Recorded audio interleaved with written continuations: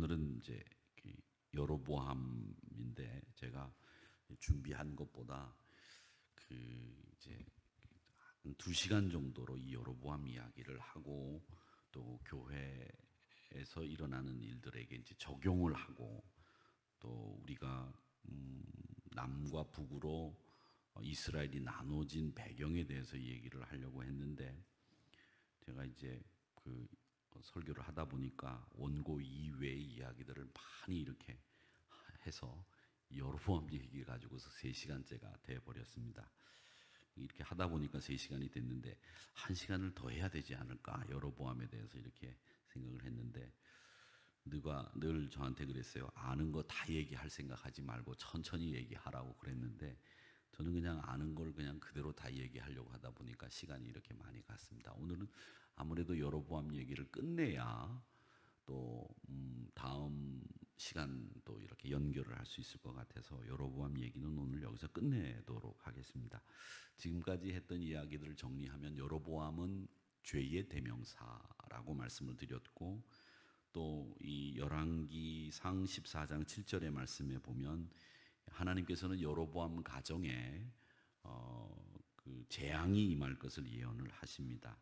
근데 그 재앙 가운데 어떤 재앙이 임할 것을 예언하시는고 하면 14장 11절 말씀에 보면 이런 말씀이 있습니다. 여로보암에게 속한 자가 성읍에서 죽은즉 개가 먹고, 시신을 개가 먹는다는 얘기죠. 들에서 죽으면 공중의 새가 먹으리니 이는 여호와께서 말씀하셨음이니라 하셨나니, 이렇게 돼 있어요. 좀 약간 저주치고는 기분 나쁜 저주죠. 예. 그래서 성읍에서 죽으면 개가 먹고 들에서 죽으면 공중의 새가 시신을 먹는다, 이런 말인데, 이 말은 여로보암이 지은 죄가 너무 크기 때문에 올바로 장례를 치루어서 땅에 묻히지 못하고 이렇게 시신마저도 내버려지는 일들이 생길 것이 된다, 이제 이런 얘기입니다. 우리 옛날 역사에 보면 이렇게 되는 얘기들이 있죠. 우리는 사람이 죽으면 일단 매장을 하지만 죄를 지었거나 또 혹은 그 죄가 죽은 후에도 드러나게 되면 시신을 꺼내서 다시 그 시신에게까지 죄를 묻는 일들이 있었죠. 그걸 부관참시라고 해서, 만약에 이 조선조 시대 때는 연좌제라는 게 있어서 가족 중에 누구 하나가 잘못하면 온 집안이 다 멸족을 당하는 일들이 있었습니다. 그래서 아들이 잘못했거나 죽은 후에 그 사람의 잘못이 드러나면 무덤을 파헤쳐서 시신을 꺼내서 그 시신에게 또 징벌을 가하는, 그러니까 시신을 이렇게 잘 모시는 것이 그 사람에 대한 존경, 그 사람에 대한 예의라고 생각을 했습니다. 이건 동양이나 서양이나 다 똑같았죠. 그래서 이 구약에서도 보면 시신조차도 매장되지 못하는 일들이 일어나게 될 것이다 라고 하는 가장 나쁜 저주를 여로보암 가정이 받게 된다, 이렇게 보시면 되겠습니다. 자, 근데 구약 성경에 보면 시체가 묻히지 못하는 것에 관한 기록이 나옵니다. 이스라엘 백성들은 사람이 죽으면 시신을 사실은 땅에 우리처럼 이렇게 묻는 게 아니에요. 우리는 이제 땅에 묻으면 어떻게 땅에 묻느냐 하면 이제 이렇게 그 관이 들어갈 자리, 이걸 널이라고 그렇게 얘기합니다. 널이 들어갈 자리를 이렇게 판 다음에 하관을 하죠. 그렇게 하관을 한 다음에 취토를 하고 이제 그 관이 들어가고 난 그 여백에 이제 흙을 채우고 나면 횡대라고 하는 것을 놓습니다. 횡대라고 하는 것을 놓는데, 그 횡대를 놓게 되면 왜 횡대를 놓느냐 하면, 그 횡대는 이만한 횡대를 놓게 되면 이 널과 횡대 사이에 공간이 한 이만큼 생겨요. 그 공간이 공기를 통하게 하는 거죠. 흙 사이에 공기를 통하게 해서 빨리 시신이 썩도록 만들어주는 기능이 있습니다. 그러니까 흙을 다 덮어버리면 공기가 통하지 않게 되죠. 공기가 들어가야 시신이 빨리 썩기 때문에 횡대를 덮어서 이 횡대와 널 사이에 공간을 두어서 공기를 통해 가지고 빨리 시신이 썩게 만드는 거죠. 그래서 예전에 어른들이 이렇게 무덤 자리를 보면 물이 흐른다든지 나무 뿌리가 흔든다든지 하지 않도록 하는 것은, 제일 좋은 것은 시신을 매장했을 때 시신이 제대로 깨끗하게 백골이 되도록 썩는 것, 그게 가장 좋은 시신에 대한 예우다, 그리고 좋은 자리다, 이렇게 생각을 한 겁니다. 그래서 우리는 이렇게 매장을 합니다. 그리고 이 매장을 할 때는 아직까지도 우리 기독교적인 전통에 의해서 매장을 하는 곳들도 있지만, 그렇지 않은 곳은 거의 그분들이 일하는 분들이 우리 그 전래 신앙에 의해서, 또 전래 전통에 의해서 모두 다 홀수를 씁니다. 짝수를 쓰지 않습니다. 예를 들자면 횡대를 써도 7개를 쓰든지 아니면 9개를 쓰지 8개를 쓰지 않는다는 것이고, 또 이 무덤 매태를 만들 때에도 7번을 돈다든지 7번 흙을 덮는다든지 8번 흙을 덮지는 않습니다. 다 홀수를 쓴다는 거죠. 심지어는 제가 처음 목회를 할 때 매장 시간도 어떻게 따졌느냐면, 정확하게 시간이 자기 시간에 의해서죠. 직관이라는 사람이 꼭 따라옵니다. 목사가 가도 그 사람 나침판, 항자가 이만큼 쓰인 나침판을 가지고 와서 남이 어디니 하가 어디니 이런 걸 다 따진 다음에 시간도 자기 시간으로 봐서 자기 시간으로 홀수인 시간 29분 31분에 하관을 하십시오, 이렇게 얘기해서 제가 이게 무슨 소리냐고 해가지고, 그때 그런 일도 있었지만 모든 것을 다 홀수로 한다는 것이 그런 이유입니다. 그러니까 죽은 자에 대한 예우죠. 그런데 이스라엘에서는 이 죽은 자에 대한 예우를 어떻게 했느냐면, 그 사람들은 매장이라기보다는 동굴에 가깝습니다. 묘지가 동굴에 가까워서 이 사람이 돌아가시게 되면 그 집안 묘가 있는데, 우리는 집안 묘라면 산 전체라든지 아니면 땅 일부를 이 산소로 쓰고 거기에 묻히면 그 위에 다른 분을 모시질 않습니다. 그런데 이스라엘 백성들은 어떻게 하냐면 굴을 사놓고 거기에 누군가가 돌아가시면 이렇게 모실 수 있는 곳이 있어요. 굴에다가 이제 들어가서 앞에 돌을 가려놨다가 돌을 치우고, 예수님 무덤에 돌을 치웠던 것처럼 똑같게 돌을 치우고 돌아가신 분을 썩을 수 있는 제일 잘 썩는 곳에 이렇게 모셔둡니다. 옷을 입혀서, 세마포 옷을 입혀서 좋은 옷으로 이렇게 모셔둡니다. 그러면 이제 그분이 시간이 지나면서 이제 썩게 되면 뼈는 뼈대로 그 뼈를 다 수습을 해가지고, 머리뼈는 머리뼈대로, 그 다음에 대퇴부뼈는 대퇴부대로, 갈비뼈는 갈비뼈대로 다 분리를 해서 조상들의 묘, 조상들의 해골이 있는 곳으로 다시 모십니다. 그리고 그 자리는 비워두고 다음 분이 돌아가시면 또 그 자리에 모시는 거예요. 그러니까 조상들에게로 돌아갔다, 죽었다는 말을 성경은 그렇게 얘기를 하는데, 그 말은 내 뼈가 다 썩어서 조상들 뼈와 함께 같이 모시게 됐다라고 하는 얘기입니다. 제가 언젠가 한번 사진을 보여드린 적이 있는데, 그 캐더린 수도원의 수도사들이 돌아가신, 그 지금까지 캐더린 수도원이 생기고 돌아가신 수도사들의 유골을 모아놓은 사진을 제가 언젠가 보여드린 적이 있었는데, 곳에 가보면, 저쪽 밑에 캐더린 수도원 밑에 가보면 그 집이 있어요. 유골만 모아놓은 집이. 가보면 해골뼈만 잔뜩 모아놨는데, 이 강대상 한 저 목사님들이 앉아 계신 이런 정도 되는 그 공간에, 이거보다 조금 더 높이가 높은 곳에 거기에 해골이 꽉 차 있어요. 꽉 차 있다고요. 그게 지금까지 수도사들이 거기서 수도하시다가 돌아가신 수도사들의 유골, 해골을 거기다 다 모아놓은 거예요. 그래서 이렇게 보면 그 해골들이 그렇게 있는 것을 보면, 하나님 나라에 대한 생각도 하게 되고 여러 가지 죽음에 대해서도 생각을 하는데, 캐더린 수도원에 가면 그걸 안 보고들 사람이 나오는데 그건 꼭 보셔야 됩니다. 그걸 중근동의 장례 그 문화를 볼 수 있는 그런 곳인데 그렇게 해놓습니다. 그런데 그것조차도, 그것을 하지 않고 그냥 죽으면 내버려 둔다는 거예요. 성읍에서 죽으면 개들이 먹든지 뭐 어떻게 되든지 상관없이 아무도 수습해 주지 않는다는 거죠. 그런데 이런 일들이 또 있었어요. 언제 있었느냐면, 유다의 마지막 왕인 여호야김, 우리가 나중에 이제 같이 공부를 할 텐데, 여호야김, 또 시드기야, 이게 유다의 마지막 왕들입니다. 우리나라로 따지자면 고종, 순종, 철종 뭐 이런 분들이 여호야김, 여호야킨, 니은, 그 다음에 시드기야, 이런 분들이 유다의 마지막 왕들인데, 미음입니다. 김 왕이 어떻게 하나님으로부터 말씀을 듣느냐면, 너는 예루살렘 문 밖에 던져지고 나귀같이 매장함을 당하리라. 그렇게 죽은 이후에 저주를 받는 것에 대해서 여호야김 왕이 이런 저주를 받습니다. 또 뭐라고 얘기를 하느냐면 36장 30절에 보면 그 시체는 버림을 당하는데 낮에는 더위에 밤에는 추위를 당할 것이다, 이렇게 이야기를 하죠. 이제 대표적인 이 시신을 매장하지 못한 경우가 있었는데 그게 바로 오므리 왕조의 아합 왕이라고 하는 가장 악한 왕, 이스라엘 왕 중에서 가장 악한 왕이 누구라고요? 아합입니다. 아합. 우리로 따지자면 연산군 정도 되는 사람이죠. 연산군 정도 되는 사람이 아합입니다. 꼭 기억해 두십시오. 근데 그 아합의 왕조를 오므리 왕조라고 그럽니다. 오므리 왕조.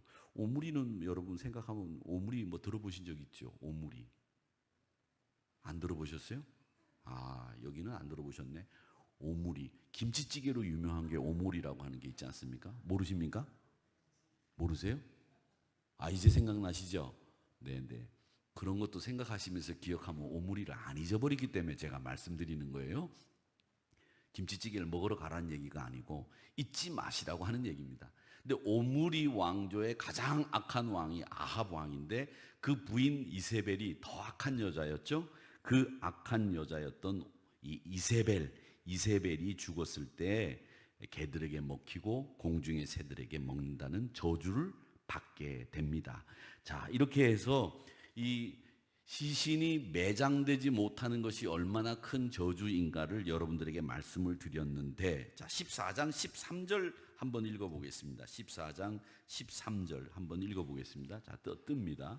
같이 읽어보겠습니다. 시작. 온 이스라엘이 그를 위하여 슬퍼하며 장사하려니와 여로보암에게 속한 자는 오직 이 아이만 묘실에 들어가리니 이는 여로보암의 집 가운데에서 그가 이스라엘의 하나님 여호와를 향하여 선한 뜻을 품었음이니라. 아멘.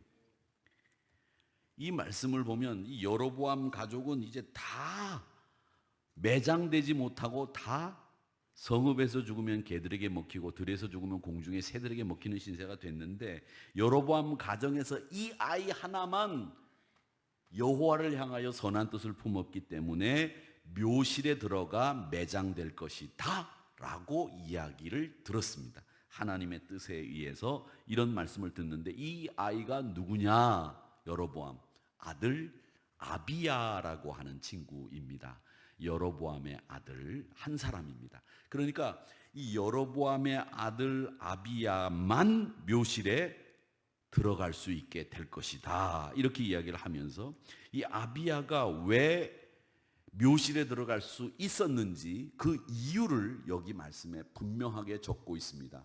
그 이유는 여호와를 향하여 선한 뜻을 품었기 때문에 여로보암의 온 집안이 죽으면 다 개들에게 공중의 새들에게 먹히는 그런 저주를 받지만 이 아들만큼은 묘실에 모시게 된다라고 하는 이야기를 이 열왕기상 14장 13절에서 말씀하고 있는 겁니다. 말하자면 죽은 이후에 하나님의 돌보심을 받는 사람은 여로보암 집안에서 여로보암의 아들 아비야 하나밖에 없다라는 이야기이지요. 자, 그러면 이 아비야는 어떤 사람이었기 때문에 도대체 묘실에 들어갈 수 있게 됐느냐? 여로보암 집안의 온 집안이 저주를 받았는데 어떤 사람이기 때문에 그랬느냐? 여기 성경에 나와 있는 이 말씀밖에는 근거가 없습니다. 여호와를 향하여 선한 뜻을 품었던 사람, 이 이외에는 다른 이유를 성경에서는 찾을 수도 없고 아비야의 행적도 기록되어 있지를 않습니다. 그런데 우리는 여기서 한 가지 배울 수 있는 것이 있습니다. 그게 뭐냐? 아버지가 어떤 사람입니까? 죄의 대명사.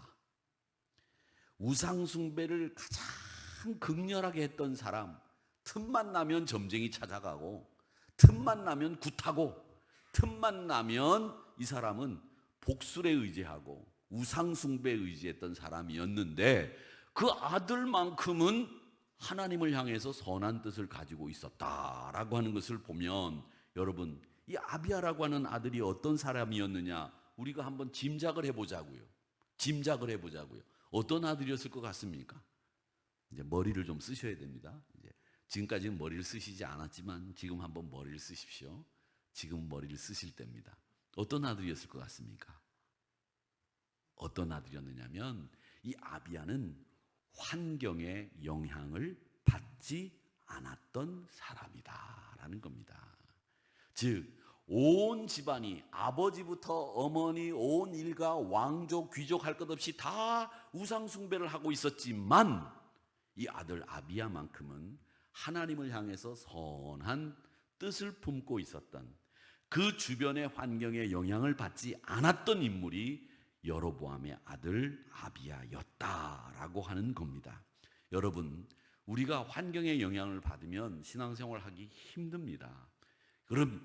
그러면 어떻게 해야 되느냐? 신앙생활이라고 하는 게 환경의 영향을 받으면 신앙생활하기 힘들지요.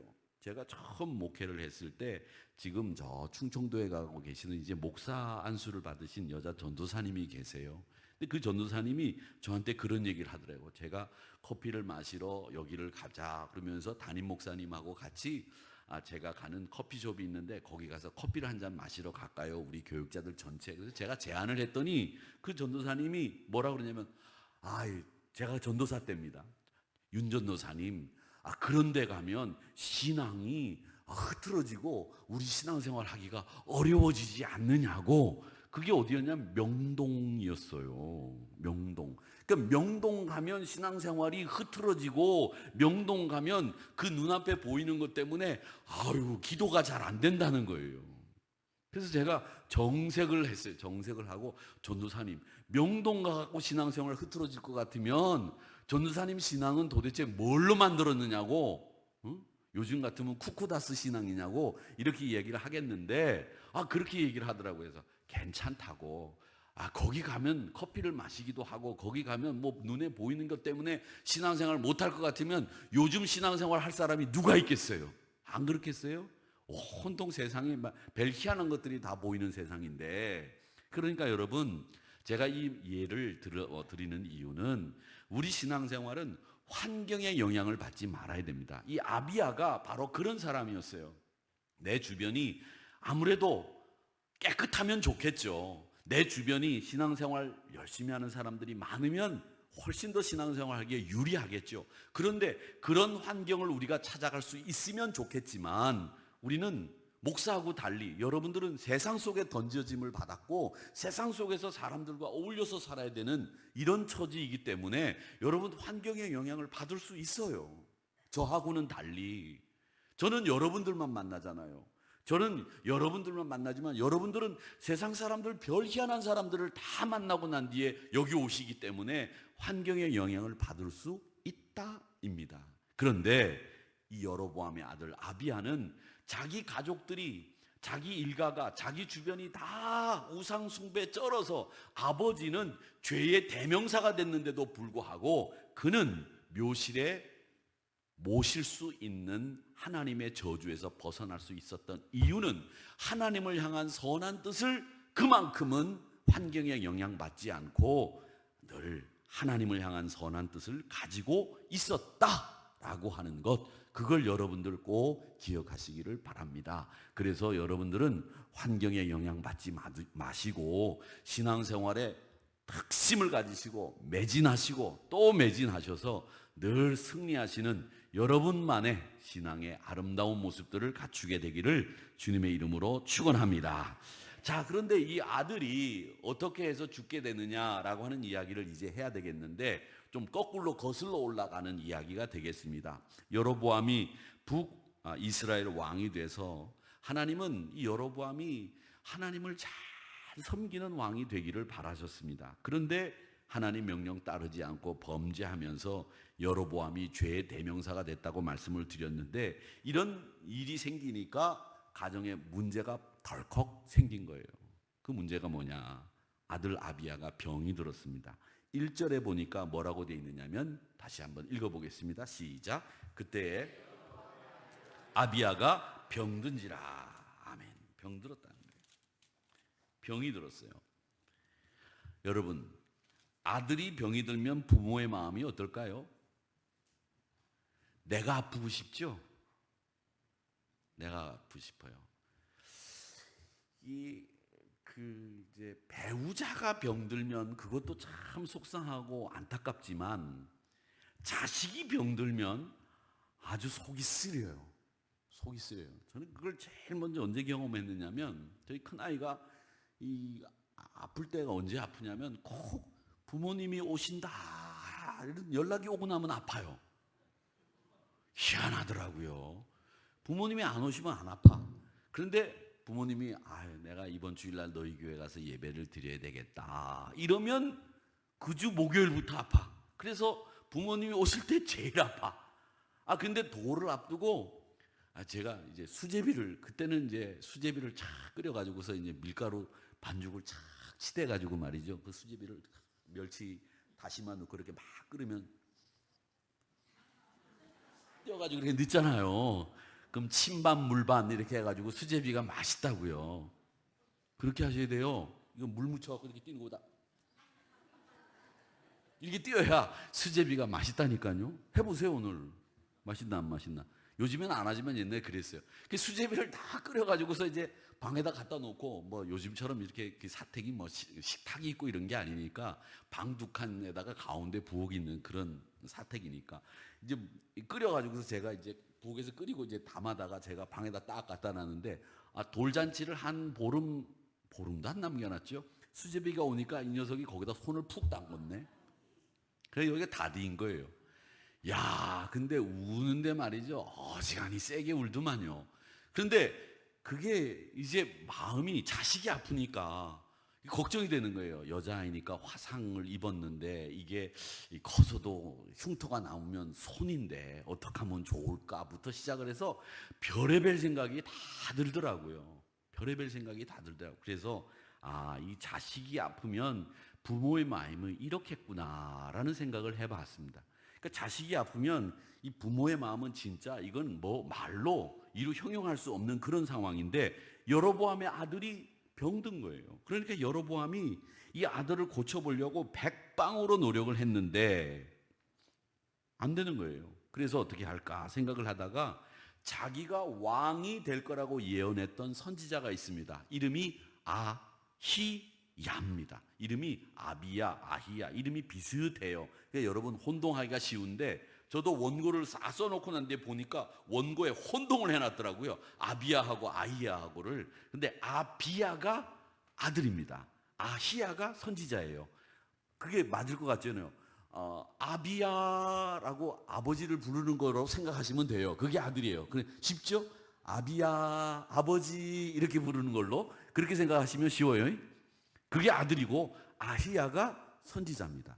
근데 이 아히야 선지자가 여로보암이 왕이 될 거라고 이미 예언을 했던 사람이에요. 그래서 이 여로보암이 답답하니까 무슨 수를 써야 되니까 아히야에게 가서 우리 아들이 나을 건지를 물어보기로 작정을 한 겁니다.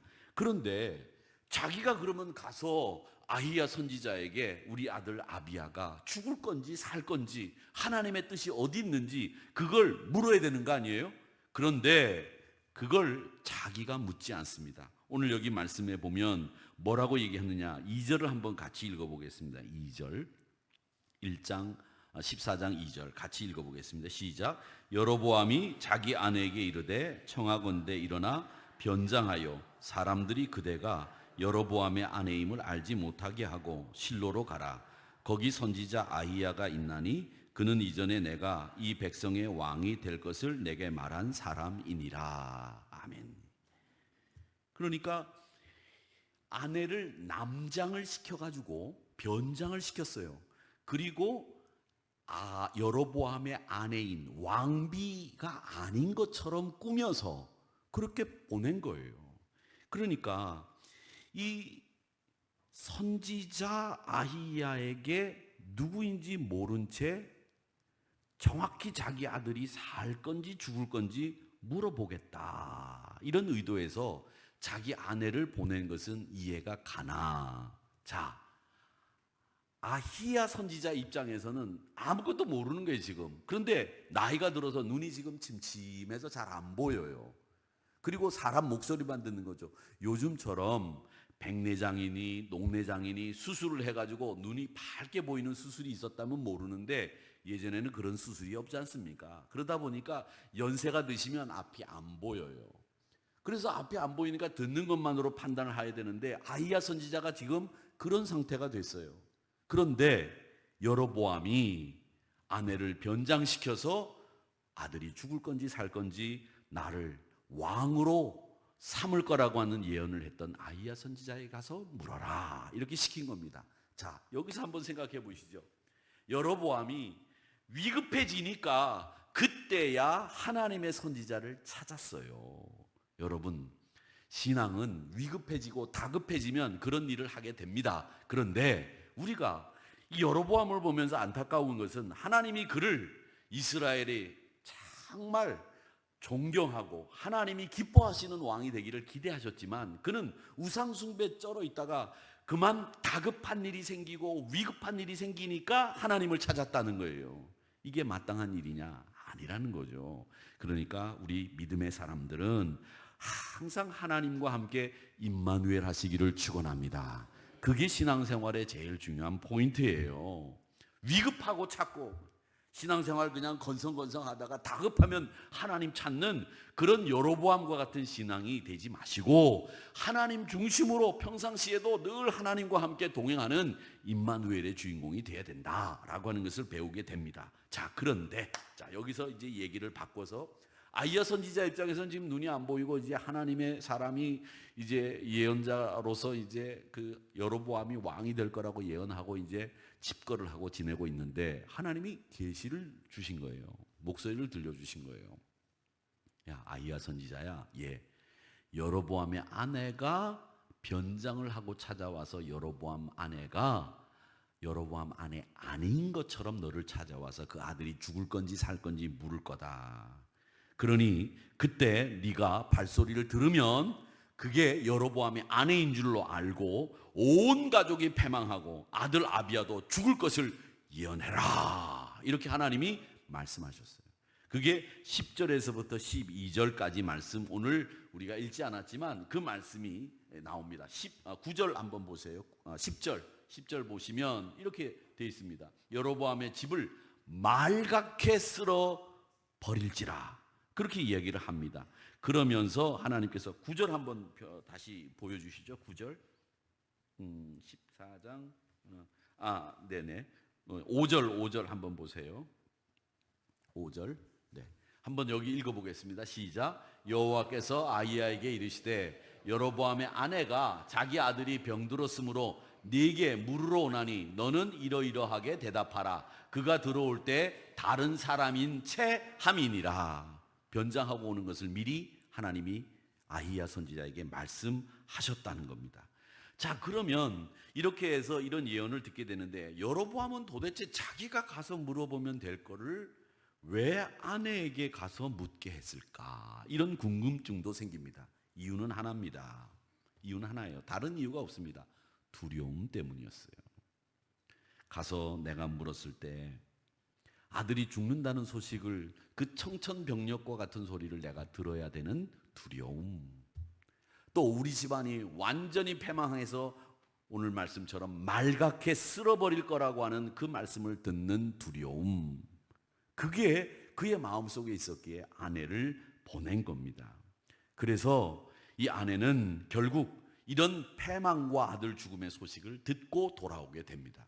여러분, 그러면 이런 소식을 듣는 게 아니라 우상 숭배하는 것 자체가 두렵고 떨리는 일이라는 걸 진작 알았어야죠.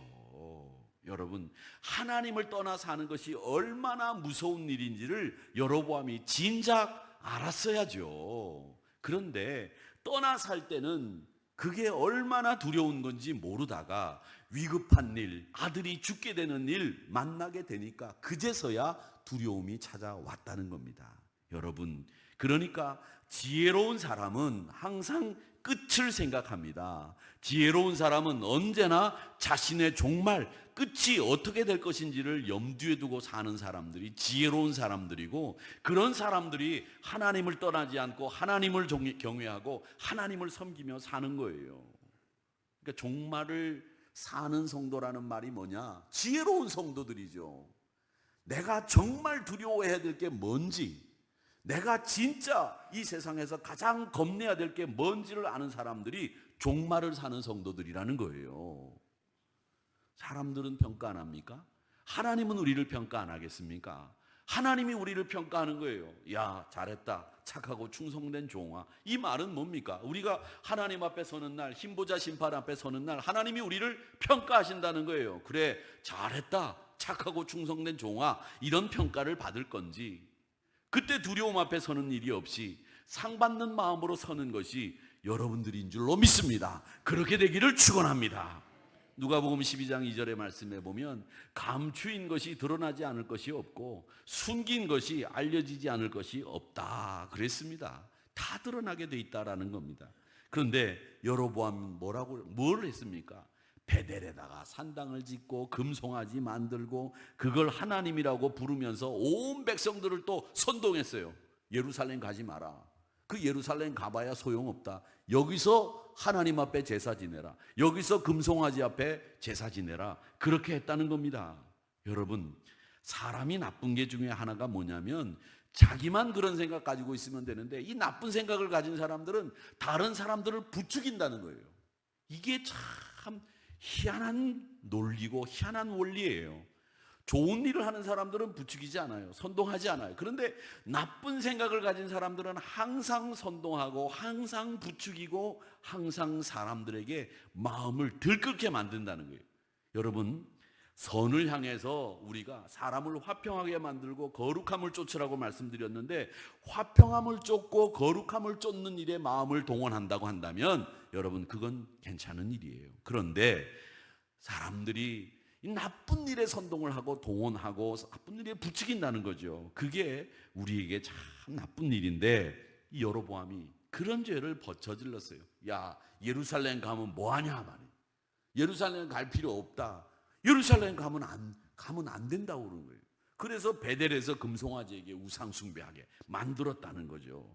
그러니까 여러분, 하나님 앞에서 우리가 어떻게 살아야 되는지를 다시 한번 이 여로보암을 보면 알게 됩니다. 하나님, 우리가 선한 일을 위해서, 늘 거룩함을 위해서, 화평함을 위해서 우리의 삶을 바치게 해주세요. 이렇게 기도하시고, 또 우리는 우리의 끝없는 이 욕망 때문에 흔들리지 않고 하나님 두려워하며 살 수 있도록 도와주세요. 우리가 평상시에 하나님을 두려워해야 되는 거지, 아들이 죽는다고 하니까 두려워서 자기 아내를 보내는 이런 사람이 돼서는 안 된다는 겁니다. 겁나니까 말이죠.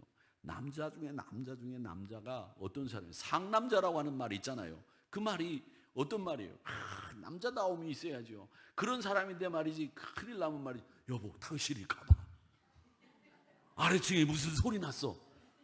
도둑 들어왔나 봐. 그런데 거기서 남자가 여보 당신이 가봐 이러면 되겠어요? 돼요, 안 돼요? 그런 남자들이 근데 있어요. 그 지금 여로보암이 하는 일이란 말이죠. 우리 부목사님들은 안 그럴 거예요. 그죠? 사모님? 그렇죠? 어느 소리 나면 말이에요. 무슨 소리지? 내가 가볼게. 근데 남자들 가운데 그런 사람들이 있다니까요. 이게 찌질한 사람들이에요. 여러분, 여로보암과 같은 그런 사람 되지 마시고 항상 하나님 앞에 담대하고 하나님과 동행하는 이런 믿음의 성도들이 되시기를 주님의 이름으로 축원합니다. 여로보암이 22년 왕위에 있었습니다. 그러다가 나중에 이제 죽고 아비야 이후에 나답이라고 하는 아들이 이제 왕위에 올라요. 이제 왕위에 오르는데 다음 시간에는 우리가 나답에 대해서 이제 같이 공부를 하겠는데 이 나답은 2년 왕위에 있다가 죽습니다. 2년. 그러니까 요즘 말로 얘기하면 딸랑 2년이에요. 2년 왕위에 있다가 죽어버려요. 근데 아버지 여로보암은 22년 동안 왕위에 있었어요. 그러면서 이 나라를 엉망진창으로 만들어버리고 말죠. 나중에 그 아들 나답도 똑같이 아버지하고 똑같은 짓을 해요. 그런 말을 우리는 속담으로 뭐라고 그럽니까? 똑같다 그러면 그 나물의 그 밥 이렇게 얘기하죠. 그 나물의 그 밥인 사람이 나답입니다. 그래서 제가 나답 그러면은 그 나물의 그 밥. 그러니까 그 나물하고 나답하고 첫자가 똑같죠? 나답은 어떤 왕이에요? 그 나물의 그 밥인 왕이다. 이렇게 기억을 하시면 됩니다. 여로보암은 어떤 왕이라고요? 죄의 대명사였다라고 하는 거 기억을 하시면 되겠습니다. 제가 3시간에 걸쳐서 여로보암의 이야기를 쭉 말씀을 드렸는데 이 여로보암을 통해서 얻는 교훈들 여러분 삶에 잘 적용하시고 다음 시간에는 우리가 나답에 대해서 공부를 하겠는데, 저는 오늘 여러분들에게 권하고 싶은 인물은 비록 죽었지만 묘실에 들어갈 수 있었던, 하나님의 저주에서 벗어나서 묘실에 들어갈 수 있었던 여로보암의 아들 아비야 같은 인물, 즉 환경의 영향을 받지 않고 온 가족이 우상숭배로 쩔었지만 그만큼은 하나님을 향한 선한 뜻을 품고 있었던 아비야, 그 믿음의 길을 여러분들도 가시면서 승리하시기를 주의 이름으로 축원합니다. 22년 왕위에 있었다는 게 중요한 게 아니고요, 우리가 살아가는 횟수가 중요한 게 아니라 어떻게 사느냐가 중요한 거예요. 이게 길게 사느냐 뭐 중요하죠. 저는 제가 신조에 여러분들의, 우리 권사님들 장로님들에게 늘 말씀드리고 싶은 것이 뭐냐면, 여러분 굵고 짧게 살려고 하지 마세요. 그러면 굵고 짧게 사는 것도 좋긴 해요. 그런데 저는 굵고 길게 사시기를 축원합니다. 아셨죠? 장로님들 굵고 길게 사세요. 굵고 짧게 살리면 안 돼요. 그건 안 되고 굵고 짧게 사시고, 조금 굵고 짧게 사시기가 뭐하면 가늘더라도 길게 사시기를 축원합니다. 이건 제 바람이에요. 그런데 이 길게 사는 게 중요한 게 아니라 더 중요한 게 있어요. 그게 뭐냐면 어떻게 사느냐. 그러니까 굵게 살아야 되겠죠. 그러니까 사랑하는 우리 성도 여러분, 굵고 길게 사시기를 축원합니다. 그래서 여러분들은, 목사가 여러분들에게 축복하는 축복의 말은 뭐냐면, 우리 목사님은 짧고 굵게 살라고 말씀하시지 않더라. 그건 안 됩니다. 짧고 굵게는 안 되고요, 길고 굵게 그렇게 살라고 말씀하시더라. 이렇게 아시고 우리 하나님 앞에서 아비야처럼 환경에 영향받지 않고 믿음의 길을 길고 굵게 살아가시는 여러분 되시기를 주님의 이름으로 축원합니다.